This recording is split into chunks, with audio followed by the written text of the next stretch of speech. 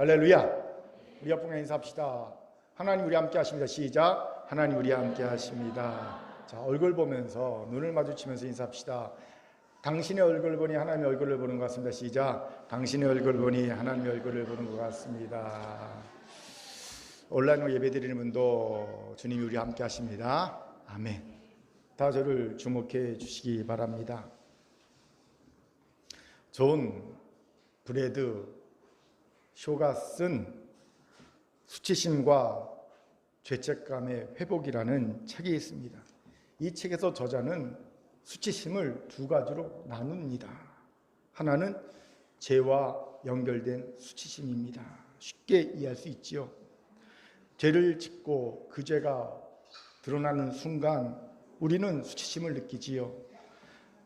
수치심은 남이 알 때 느끼는 감정 아닙니까? 경찰에 붙잡혀 가는 죄인들이 얼굴을 푹 숙이는 이유가 바로 이런 죄와 연결된 수치심 때문이지요. 다른 하나는요, 억울함과 연결된 수치심입니다. 예를 들어 사람이 많은 엘리베이터를 타서 맨 안쪽에 서 있었습니다. 그런데 내 옆에 멀쩡하게 생긴 아가씨가 서 있다가 갑자기 묵 하고 방구를 꼈어요. 깜짝 놀라니까 쳐다봤죠. 그리고 앞에 있던 사람들도 황당한 듯이 뒤를 돌아봤습니다. 그때 방구를 낀 그 아가씨가 나를 이상한 표정으로 째려봅니다. 그 순간 많은 사람들이 나를 바라보는 시선이 험악하게 변하면서 나를 마치 몰지각한 사람 보듯이 쳐다봅니다. 째려봅니다. 그때 나는요, 분명 방구를 안 꼈거든요. 그런데 마치 내가 방구를 낀 사람처럼 여겨지면서 내 얼굴이 붉어집니다. 이것이 바로 억울함과 연결된 수치심입니다. 제 경험에 의해서 드린 말씀입니다. 이건 아주 사소한 경우지요. 그냥 황당하고 말 일입니다. 황당하다, 똥 밟았다, 그리고 말 일입니다. 이제 묻겠습니다. 여러분, 죄와 연결된 수치심과 억울함과 연결된 수치심 중 우리의 마음에 더 큰 상처를 주는 것은 무엇일까요? 당연히 억울함과 연결된 수치심, 억울한 수치심입니다. 이 억울한 수치심을 겪게 되면 마음에 원망이 생깁니다. 분노가 생깁니다. 그리고 좀 지나면 자책이 생깁니다. 이 바보야, 자책이. 그때 말을 했어야지. 아가씨 왜 방구를 끼고 나를 쳐다보세요? 말을 했어야지. 왜 말 못하고 얼굴을 벌개져 있었어?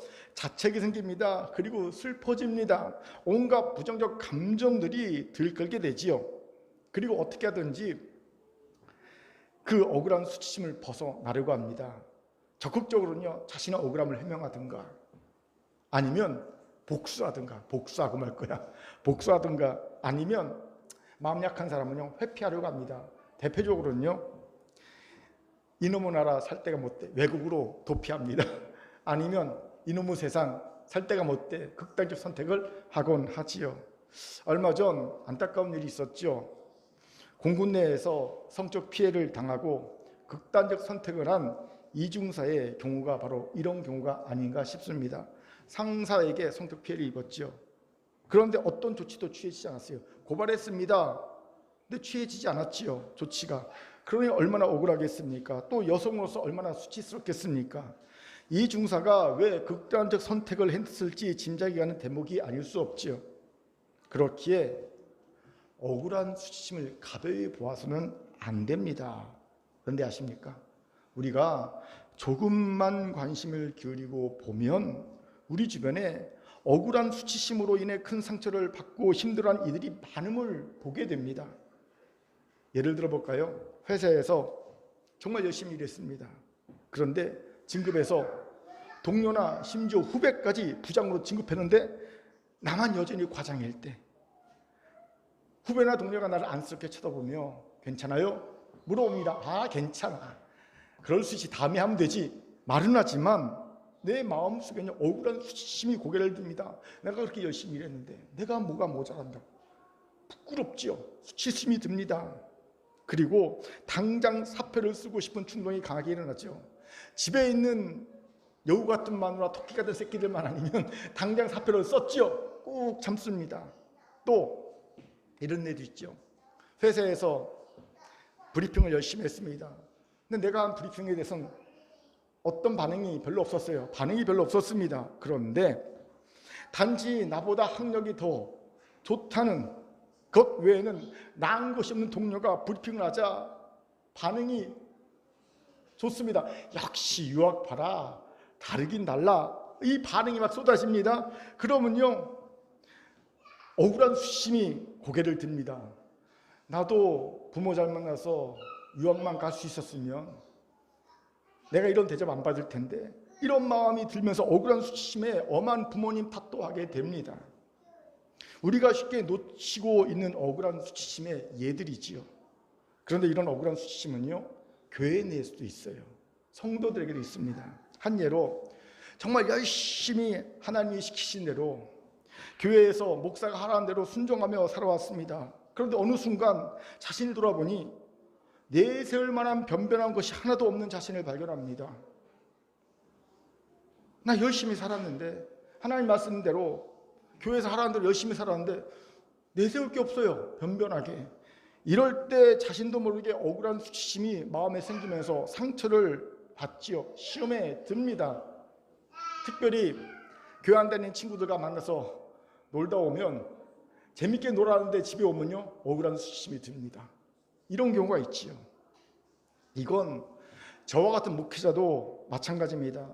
주를 위해 충성을 다해 살아왔습니다. 모든 것 다 바쳐 전신했습니다. 특히 개척교회 목사의 경우는요, 자신과 일가족 모두가 개척교회에 올인하는 경우가 허다합니다. 부모님 재산, 처갓집 재산, 형제 자매 재산 다 끌어모아 교회를 개척하곤 합니다. 그러니까 이 목회자 한 가정의 헌신만으로 교회가 개척이 안 돼요. 그냥 모든 동원될 수 있는 모든 인맥을 다 동원해서 쏟아 부어야지 교회가 개척되곤 하지요. 보통 그렇습니다. 그런데 교회가 부흥되면 그나마 다행입니다. 하지만 여러분, 교회가 부흥되기가 어디 쉽습니까? 100개의 교회가 개척되면요, 3년 안에 98개가 문을 닫는 현실인데 쉽지 않죠. 30년 죽어라고 열심히 애를 썼는데 교회는 여전히 자립하지 못합니다. 한국교회 80%가 자립하지 못했거든요. 놀라운 일입니다. 자립하지 못해요. 80%가. 그에 반해 별로 헌신하지 않은 청빙받은 동료 목사들은 여유롭게 목회합니다. 그저 청빙받았다는 이유 하나만으로 너무 여유롭게 목회를 합니다. 대접받습니다. 능력 있는 종으로 대접받는 것 같아요. 그럴 때 목회자지만 억울한 수치심이 마음에 듭니다. 억울하면서 부끄러워요. 마음에 큰 상처를 입지요. 보세요. 우리가 신경 써서 보면 우리 주변에 억울한 수치심으로 그 마음에 상처를 받고 힘들어하는 경우가 의외로 많은 걸 알게 되지요. 그렇기에 억울한 수치심에 잘 대처해야 합니다. 그러면 놀라운 하나님의 섭리를 경험하게 됩니다. 무슨 말입니까? 사실 억울한 수치심의 경우는 하나님이 그 사람들을 연단하시고 성숙시키셔서 하나님의 뜻을 이루는 도구가 되게 하시는 하나님의 섭리의 일부분일 경우가 많기 때문이에요. 요셉이 그런 경우가 아닙니까? 요셉은 결백함에도 불구하고 보디발의 아내 모함에 의해 여자 주인을 성추행하려다가 실패한 성범죄자로 몰리지요. 그리고 주인 보디발의 감옥에 갇힙니다. 그런데 이 처치를 가만히 보면 모순투성입니다. 여러분 생각해 보세요. 자신의 아내를 성추행하려다가 실패한 남종을 남편 보디발이 채찍질하지도 않고 그냥 감옥에 가두었습니다. 보통의 경우는요, 그 자리에서 그냥 죽이는 게 보통입니다. 정상입니다. 인간 취급도 안 해주는 남종이 내 아내를 성추행하려다 실패했어요. 이건 그냥 죽이면 되는 거지요. 설령 인자에서 죽이지 않는다 하더라도 적어도 매질이나 채찍질을 심하게 하고 감옥에 가두는 것이 상례입니다. 보통의 경우입니다. 그런데 보디발은 아무런 조치를 취하지 않고 그냥 요셉을 감옥에 가두어 둡니다. 무슨 의미인지 아세요? 이미 보디발은 요셉이 무지하다는 것을 알고 있었다는 뜻이에요. 그런데 자기 체면이 있지 않습니까? 자기 아내가 남종을 성적으로 유혹하다가 실패하자 오히려 남종을 모함해서 남종을 죽이려 했다. 이 사실이 자기에 의해서 밝혀지면 누구 얼굴에 침 뱉는 겁니까? 자기 얼굴에 침 뱉는 거예요. 자기 체면이 말이 안 됩니다. 그러니까 모른 척 덮어둔 거예요. 자, 이 사실 요셉이 알았을까요? 몰랐을까요? 모를 리가 있겠습니까? 그 똑똑한 요셉이 알았죠. 그 얼마나 억울합니까? 아이, 주인은 내가 결백한 거 알면서 나를 감옥에 넣어. 억울하지요. 엄청 오래 했을 겁니다. 그리고 나를 아는 모든 사람들 이런 전후사정도 모르고 나를 정말로 주인의 부인을 성추행하다가 실패한 파렴치범으로 알 거 아니야 생각하니 부끄러울 겁니다. 억울한 수치심을 요셉이 느꼈다는 거지요. 그런데 요셉은요, 이 억울한 수치심, 마음의 상처 이겨냅니다. 우리가 이런 경우 어떡합니까? 요즘 애들은요 억울해 그러고요 자살하잖아요. 예. 얼마 전에 너 컨닝했지? 그러니까 자살했잖아요. 그리고 나 안 했어요. 유서 써놓고. 예, 고등학교 애가 그랬잖아요. 시험 보다가 너 부정행위했지? 그러니까 안 했어요. 그리고요 유서 써와서 나 컨닝 안 했습니다 해놓고 자살했잖아요. 억울한 수치심이 생기면요 극단적 선택하는 애들이 많다는 거지요. 요셉도 충분히 그럴만합니다. 억울하게 애굽정으로 왔잖아요. 그런데다가 또 억울하게 또 감옥에 갇히게 생겼잖아요. 그걸 주인이 모르면 모르겠는데 알면서도 모른 척하고 감옥에 가두잖아요. 얼마나 억울합니까? 그런데 그는 버텨냅니다. 이겨냅니다. 그 결과 우리가 다 알다시피 애굽의 2인자로 돼요. 그 당시 고대 근동을 흉년에서 구원하는 구원자 역할을 하게 되지요. 그리고 이 야곱의 자손들을요 애굽으로 데려와서 애굽에서 흥왕할 수 있는 그 민족을 이루게 하는 터전을 마련해 줍니다. 하나님이 요셉을 연단하시고 그를 도구로 삼고자 하시는 섭리를 위해 억울한 수치심 가운데 두셨음을 보게 됩니다. 연단의 도구였다는 거지요. 그렇게 억울한 수치심으로 인해 마음에 큰 상처를 받고 계신 분이 있습니까? 나 억울해. 그리고 부끄러워. 수치스러워. 그렇다면 내 기분대로, 내 감정대로, 세상의 방법대로 대처하지 마시길 바랍니다. 대신 하나님의 뜻대로 지혜롭게 대처하기를 주의 이름으로 축원합니다. 아멘. 자, 옆분과 이렇게 인사합시다. 억울한 수치심에 지혜롭게 대처합시다. 시작. 억울한 수치심에 지혜롭게 대처합시다. 왜 이런 얘기를 합니까? 오늘 본문에 예수님께서도 억울한 수치심을 당하고 계시기 때문입니다. 같이 본문을 봅시다. 본문에서 우리는 십자가에 달린 예수님과 예수님을 향해 십자가에서 내려오라는 말로 조롱과 시험을 하고 있는 유대인들과 유대 종교 지도자들의 모습을 보게 됩니다. 우리 같이 39절부터 42절까지를 힘있게 읽도록 하겠습니다. 같이 읽죠. 시작.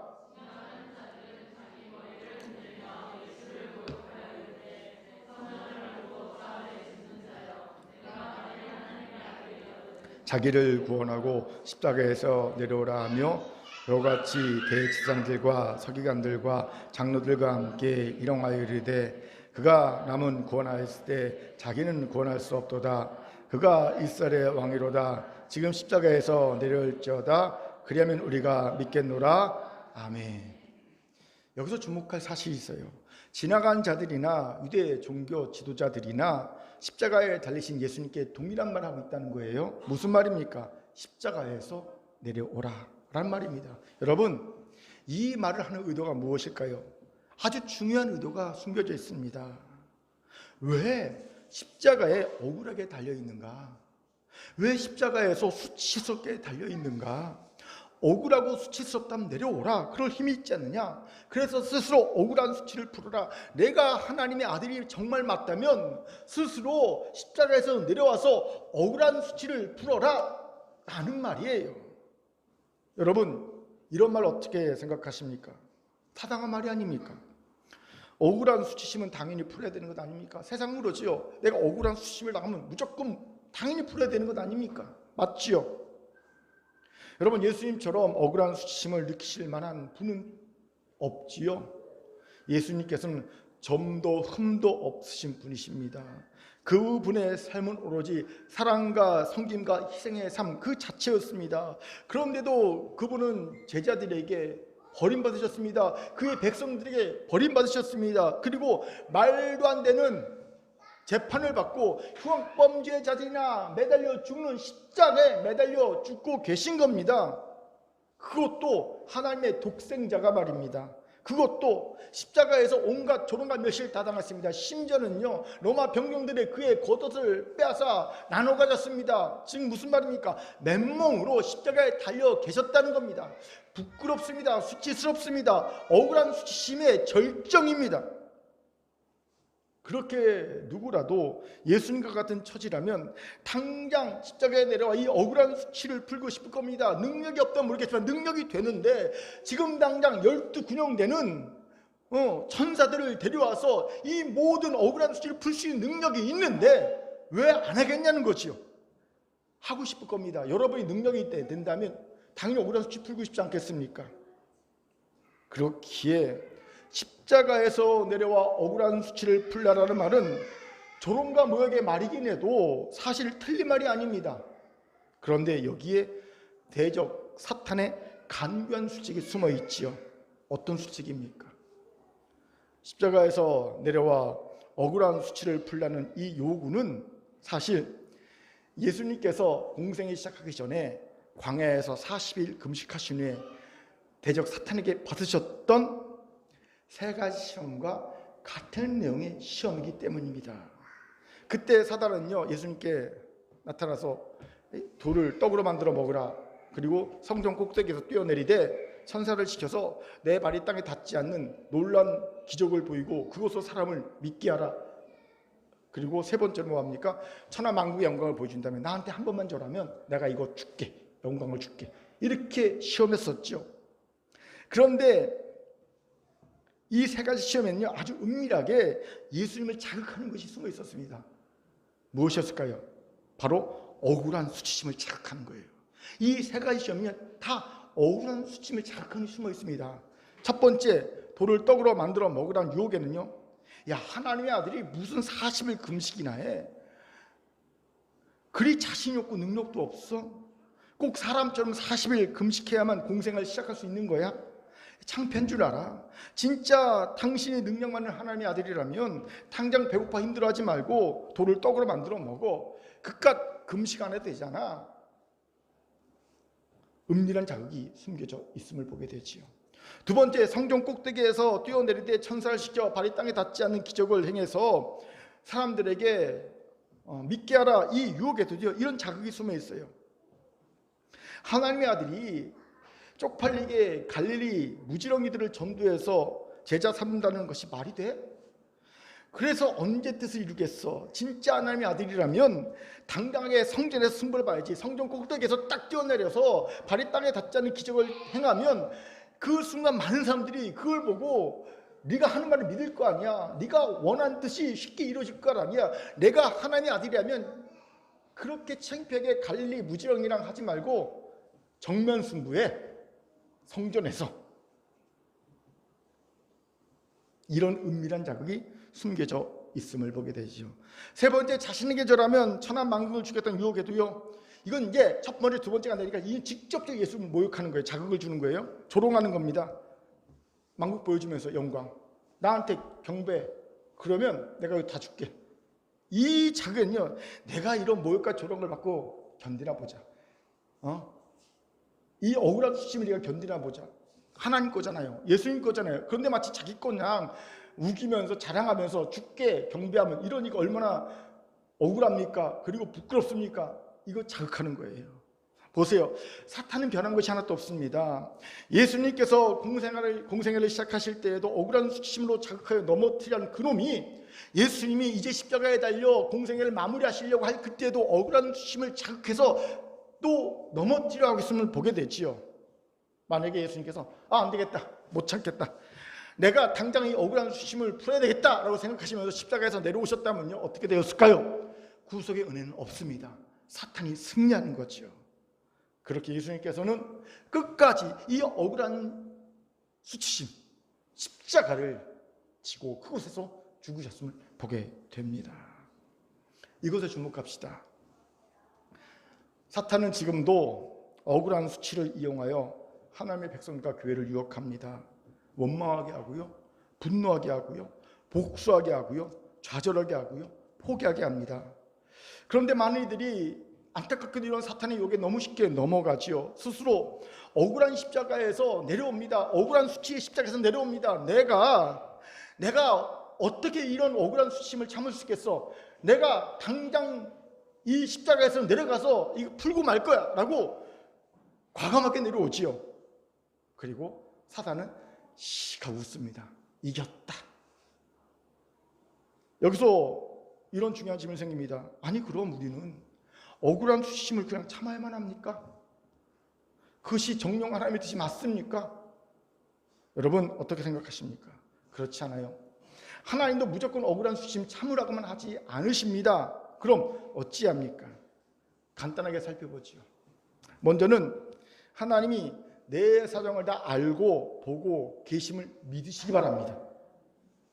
누구보다도 억울한 수치를 많이 당했던 이가 다윗이 아닙니까? 그는 장인에게 반역자라는 누명을 쓰지요. 장인이 누명을 씌웁니다. 그리고 그는 아내도 빼앗기고 그의 모든 직책도 빼앗기고 광야의 도망자 신세가 되어버리죠. 초라한 인생가 됩니다. 억울한 수치심이 듭니다. 그리고 심지어 광야에서 그가 은혜를 베푼 나발이라는 이방인에게는요 뭐라고 욕을 받습니까? 나발이 뭐라고 얘기하냐면요, 요 근래에 자기 주인에게서 도망간 종들이 있다고 하는데 그게 다윗이구나. 주인에게 도망간 종이라는 모욕적인 말을 듣습니다. 억울한 수치심이 듭니다. 그러니까 다윗이 나발을 죽이려고 군대를 몰고 가지요. 수치심을 당하니까. 하지만 그럼에도 다윗이 분명히 믿던 것이 있었습니다. 뭡니까? 하나님 이 모든 사정을 다 보고 알고 계시다는 거예요.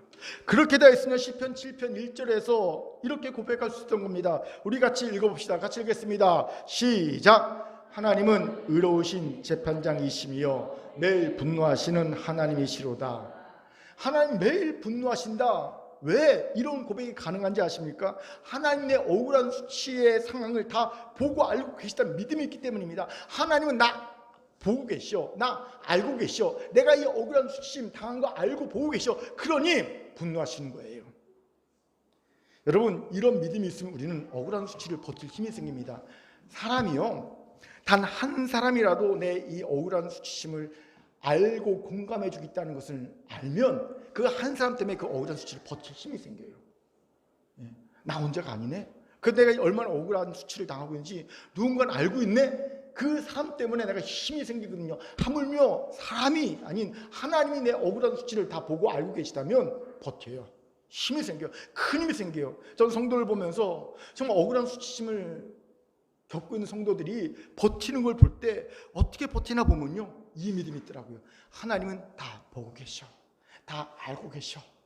하나님이 보고 계시고 알고 계시고 하나님 내 대신 분노하고 계셔. 이 믿음이 있기 때문에 버티더라는 겁니다. 여러분 그렇기에 이 믿음을 가지세요. 하나님은 내 억울한 사정, 억울한 수치 다 알고 계십니다. 보고 계십니다. 아멘.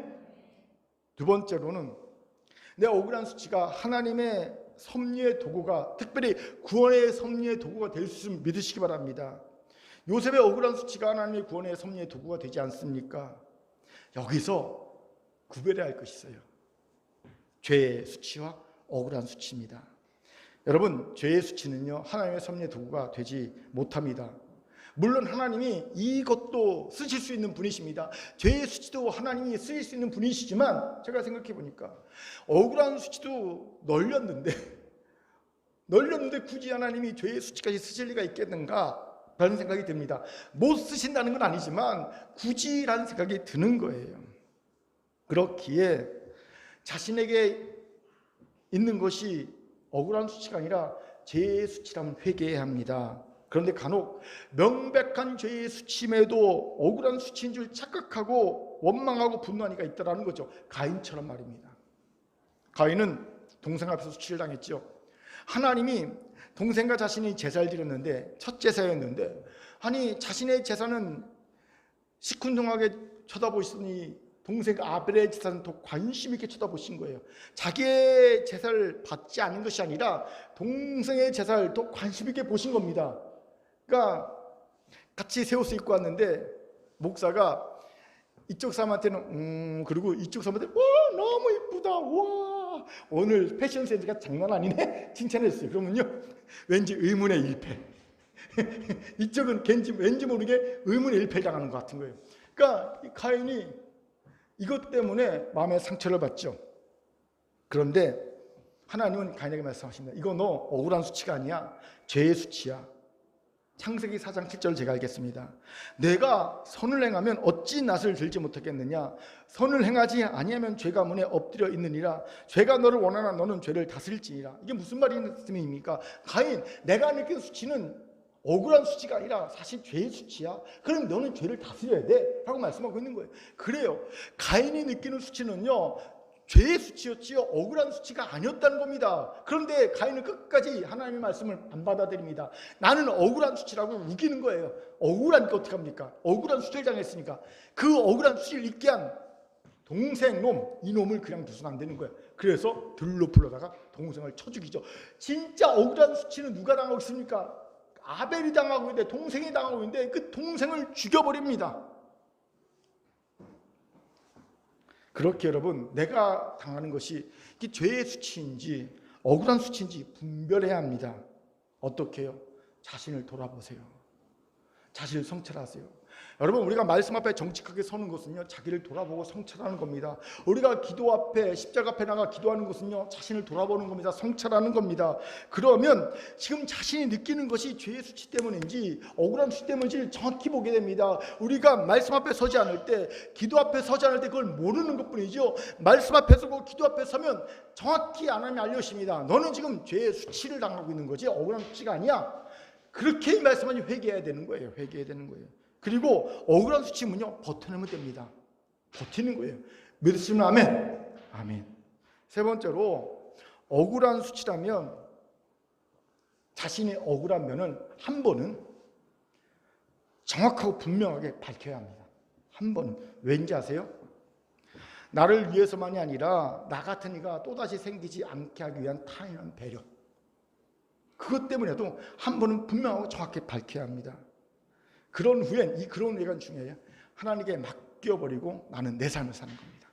집착하죠. 다윗을 보세요. 그는 자신의 억울함, 수치를 한번 분명히 밝혀내죠. 어떻게? 그를 억울한 수치에 빠지게 한 장인 사울왕에게 정확하게 한번 억울함을 호소합니다. 그가 장인 사울을 죽일 기회가 있었죠. 그런데 안 죽였잖아요. 그리고 난 다음에 이렇게 얘기합니다. 나는 결백합니다.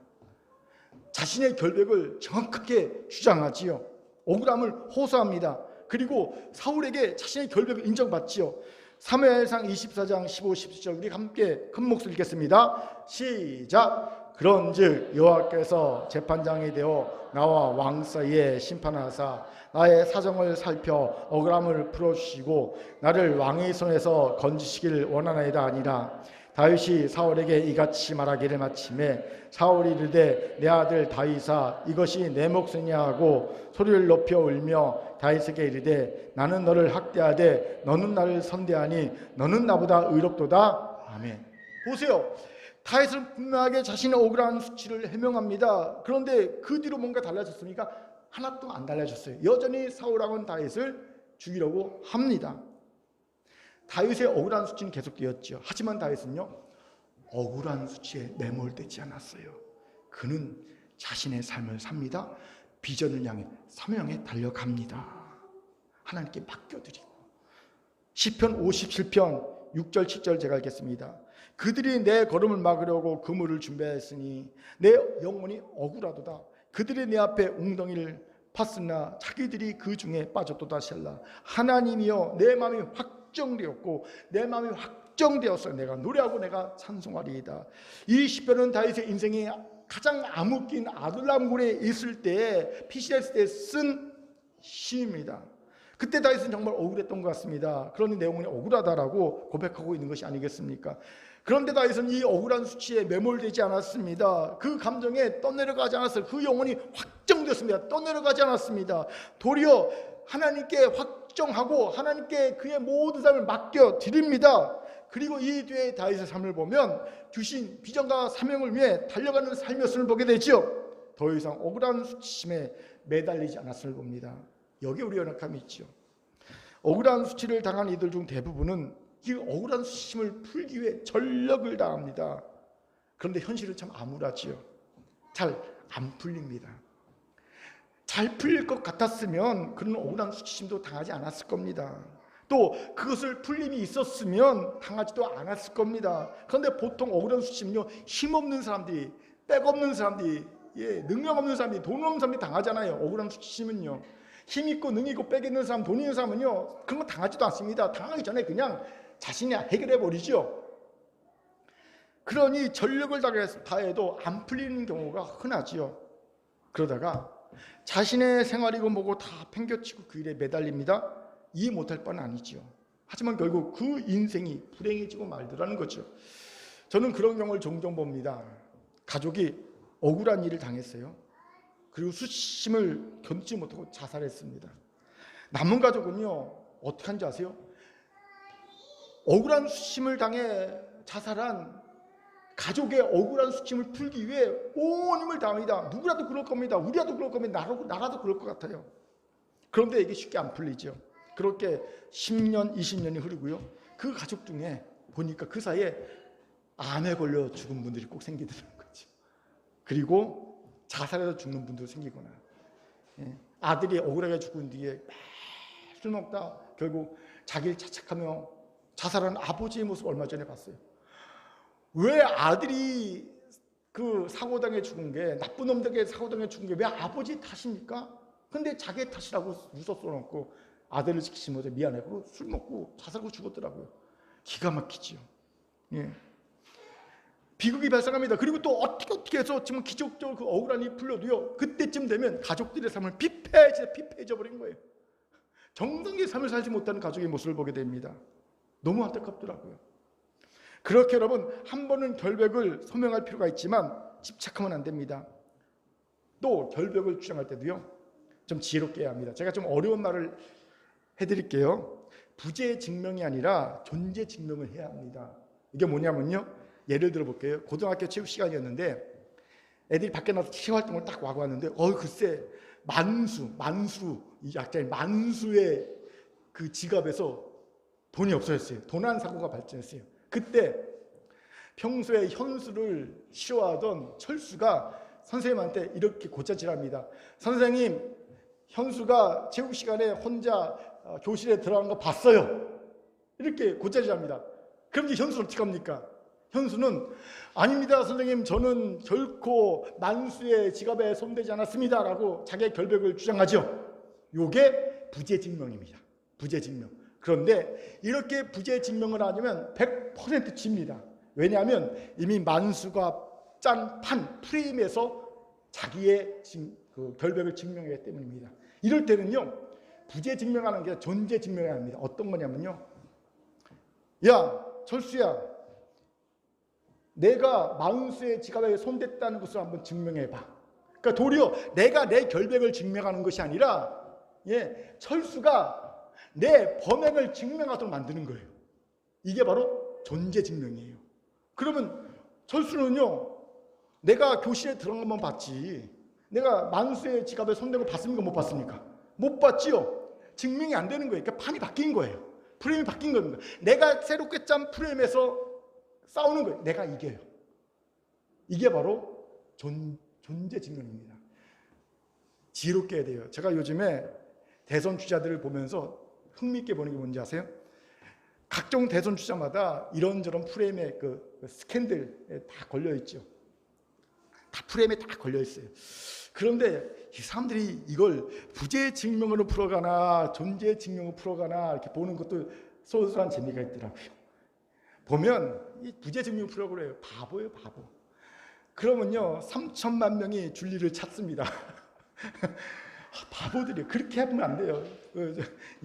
이건 부재증명이 아니라 존재증명으로 풀어가야 되는 거예요. 아무튼 여러분, 지혜롭게 우리도 이 부분에서 성도도 알아야 돼요.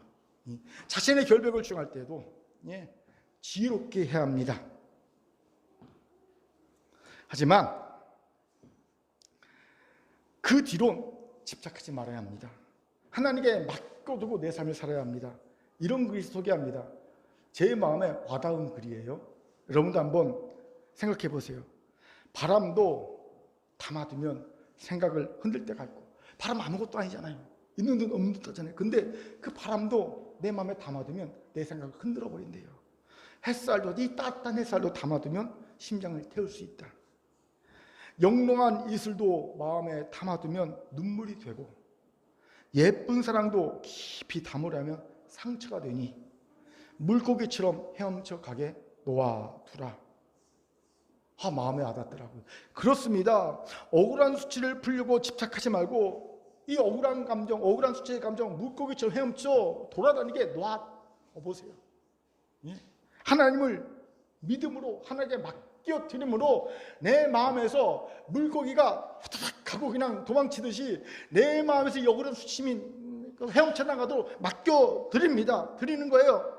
놔두는 겁니다. 그러면 하나님이 반드시 때가 되면 억울한 수치를 풀어줄 겁니다. 이미 30년이 넘은 얘기라 할 수 있어요. 우리 가족도 한 30년쯤 전에 억울한 수치를 당했죠. 그때는 이 억울한 수치를 풀 길이 없었어요. 왜냐하면 우리는 너무 힘이 없지만 상대편은요, 한국에서 최고의 힘을 가진 사람이었기 때문입니다. 그때 우리가 할 수 있는 것은 기도밖에 없었습니다. 그런데 참고 버틴 하나님이 기적적으로 억울한 수치를 풀어주셨다는 거지요. 그렇게 제가 제 경험으로 말씀드립니다. 한 번은 결벽을 주장하지만 그 뒤로는 집착하지 마세요. 그것에 내 삶을 매몰하면 안 됩니다. 매몰되면 안 됩니다. 하나님께 맡겨드리십시오. 그리고 여러분의 삶을 사시기 바랍니다. 때가 되면 하나님이 내 대신에 하나님의 방법으로 내 억울한 수치를 풀어주실 줄 믿습니다. 아멘. 아멘. 옆봉아 이렇게 인사합시다. 억울한 수치를 하나님의 방법대로 풀기를 바랍니다. 이제 말씀을 마치죠. 19년 동안 한동대 총장으로 지내면서 한동대를 최고의 기독교 사학으로 만든 고 김영길 총장님을 잘 아실 겁니다. 2019년 노회가 하나님이 부르심을 받으셨죠.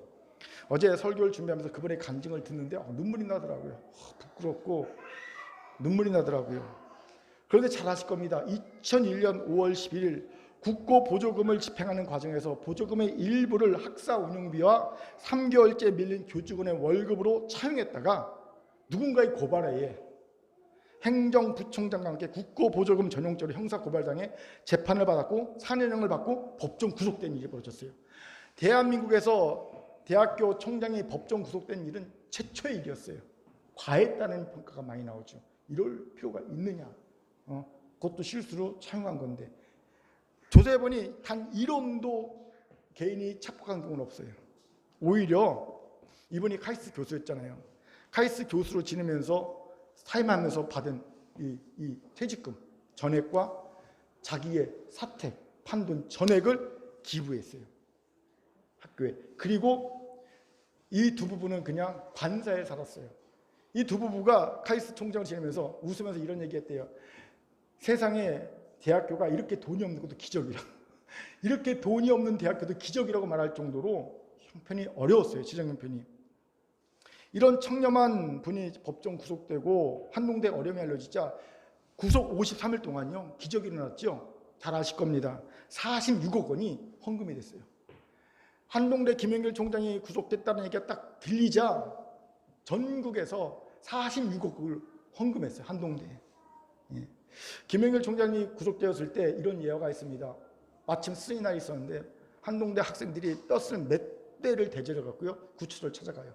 그리고 구치소 앞에서 밖에서 스승의 은혜 노래를 부르고 그리고 꽃을 놓고 갑니다. 그런데 그 많은 학생들이 가까운 자리에 휴지 하나가 없었다고 하죠. 김영길 총장님이 평소 하는 말이 공부해서 남주자예요. 공부해서 남주자. 그런데 제가 이런 생각이 문득 들었어요. 이런 세계적인 과학자 아닙니까? 예? 금속 재료 분야 세계적인 과학자죠. 한국인 최초로 미국인 인명사전에 등재된 분입니다. 이분이. 예? 부족할 것이 없어요. 예. 그냥 자기가 하던 길 가면 영광에서 존귀하고 인정받으면 살 수 있습니다. 떵떵거리며 살 수 있습니다. 뭐 하나 부족함이 없습니다. 그러니까 조국에 제대로 된 기독교 사학 하나 만들어 보겠다는 일념으로 모든 걸 희생하며 애를 썼습니다. 그런데 말도 안 되게 법정 구속이 되고 4년형을 받았어요. 얼마나 억울할까요?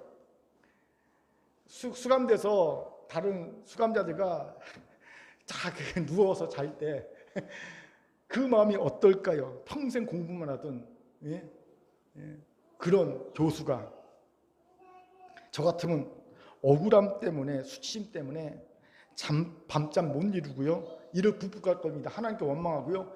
누군지 모르지만 고발한 사람이 있었거든요. 이거 고발하자면 모르거든요. 누군가 분명 고발했을 겁니다. 이 내부 고발자든지 누군가에게 원망의 마음을 가졌을 겁니다. 복수하고 싶은 마음이 있었을 겁니다. 청렴한 학자의 인생에 스크래치라도 이렇게 내니까, 그렇지요? 그런데 고 김영일 총장님이 돌아가시기 얼마 전에 부인에게 남긴 말이 있어요. 뭐라고 말하냐면요, 나는 참 행복했다. 내 인생에 나는 참 만족하다. 그 이유는 예수님 때문이다. 예수님을 안 이후로 내 인생은 감사로 넘쳐났다. 죽음은 기쁨이다. 다시 살 수 있으니까. 와, 기쁘대요. 만족하대요. 예수님 때문에 감옥에 들어갔는데, 전세는 다 헌신했는데, 그리고 감옥에 들어갔는데 만족하대요. 기쁘대요. 이것이 바로 진짜 하나님의 사람의 고백입니다. 진짜 하나님의 사람은 어떤 억울한 수치심을 당해도 결코 무너지지 않습니다. 아무리 세상 사람들의 대적 사탄의 십자가에서 내려와 억울한 수치를 풀려고 말해도요, 끔찍 않습니다. 왜요? 내가 당하는 이 억울한 수치를 하나님이 다 보고 알고 계심을 믿기 때문입니다. 그리고 하나님의 위대한 구원을 위한 섭리의 도구가 될 수 있음을 믿기 때문입니다. 하나님께 맡겨드리면 반드시 때가 되면 억울한 수치를 풀어주실 것을 믿기 때문입니다. 고 김영길 총장님도 하나님이 다 풀어주셨잖아요, 억울한 수치를. 사랑하는 큰교회 성도 여러분, 우리는 사실 이 땅을 덤으로 살아가는 존재들이 아닙니까? 벌써 죽어 지구에 가야 마땅한 이들이 은혜로 덤으로 살고 있지 않습니까? 그것도 천국 소망을 같이 살고 있어요, 우리가. 그런데 뭐가 그렇게 억울하고 수치스러울까요? 그렇죠? 뭐가 그렇게 억울하고 수치스럽습니까? 우리를 더 이상 뭐가 그렇게 억울하고 수치스럽게 합니까? 그저 다 그런가 하고 넘길 수 있지 않겠어요? 그런가? 무슨 말을 들어도 무슨 일 당해도 그냥 다 그런가 하고 넘길 수 있어야 되지 않겠습니까? 다 그래도 감사로 넘길 수 있어야 되지 않겠습니까? 그래도 믿음으로 하나님이 나를 통해 역사하실 거야, 믿음으로 넘길 수 있어야 되지 않겠습니까? 아니면 하나님 경외로, 그래도 난 하나님을 경외할 거야, 하나님 경외로 넘길 수 있어야 되지 않겠습니까? 그러면 이 억울한 수치가 결국은요, 영광의 면류관이 돼서 내게 올 겁니다. 사랑하는 큰교회 성도 여러분, 대적 사탄은 자꾸만 우리에게 말합니다. 십자가에서 내려와 억울한 수치 풀어 라고 말할 겁니다. 이 유혹에 맞서서 이겨냅시다. 그리고 억울한 수치를 당하고 힘들어하는 이들을 위로할 힘을 가집시다. 이런 교회와 성도가 되기를 주의 이름으로 축원합니다. 아멘. 하나님의 주신 말씀이었습니다. 기도하겠습니다. 사랑과 자비하는 참 감사합니다. 우리가 억울한 수치를 당해 하나님 그것으로 힘들고 상처받고 어려워합니다. 하나님, 이런 우리를 보고 대적 사탄은 십자가에 내려와서 그 억울한 수치를 풀려고 말합니다. 하나님, 이 유혹에 맞서 승리하게 도와 주옵소서. 그래서 하나님, 그 억울한 수치가 영광의 면류관으로 바뀌는 은혜를 누리게 도와 주옵소서. 감사드리며 예수님 이름으로 기도합니다. 아멘.